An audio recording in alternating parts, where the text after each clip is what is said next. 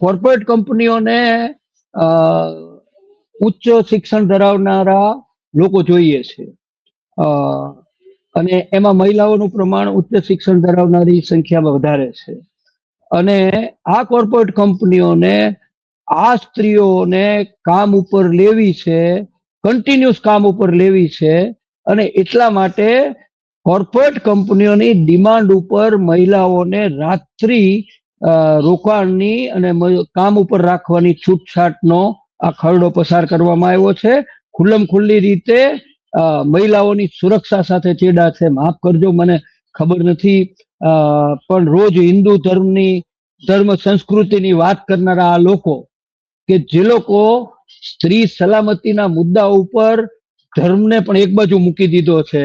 આ જે કામ છે ને સ્ત્રીઓને રાત્રિમાં આપવાનું, એ તો અધર્મનું કામ છે.